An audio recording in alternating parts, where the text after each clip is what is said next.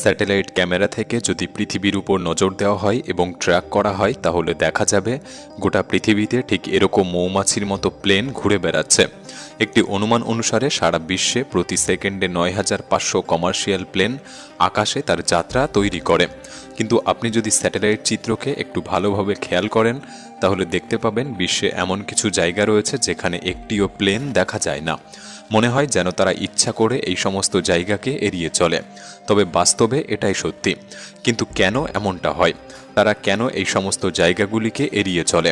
আজকের ভিডিওতে আমরা আপনাকে এমন কিছু জায়গা দেখাতে চলেছি যেখানে কোনো প্লেন উড়তে পারে না, এবং যদিও ভুলবশত উড়ে যায় তাদের সাথে ভয়ানক ঘটনা ঘটে। কিন্তু আসলে কেন?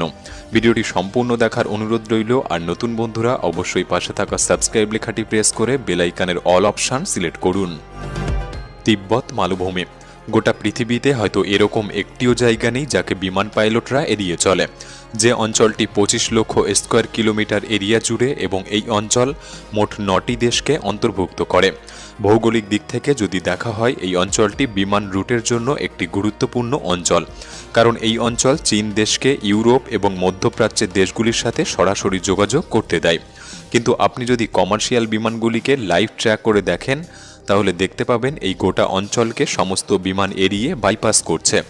পাইলটদের এরকম করার একটি মূল কারণ হল তিব্বত মালভূমিতে অবস্থিত উঁচু উঁচু পাহাড়, যে পাহাড়গুলি চীন থেকে শুরু করে নেপাল, ভুটান এবং আফগানিস্তানে এসে শেষ হয়েছে।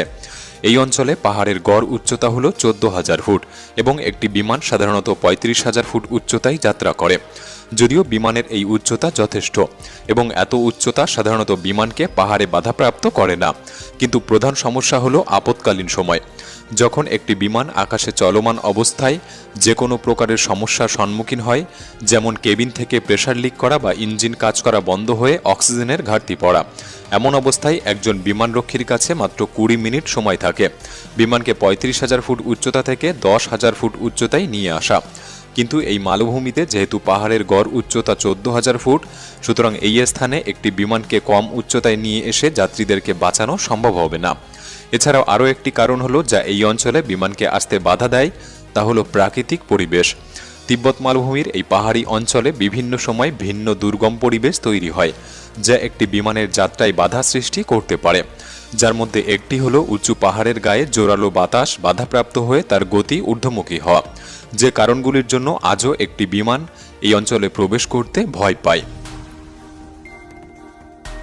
আগ্নেয়গিরি। ২০২২ সালের জানুয়ারি মাসে দক্ষিণ প্রশান্ত মহাসাগরের টঙ্গা আইল্যান্ডে একটি জলের নিচের আগ্নেয়গিরি বিস্ফোরিত হয়েছিল।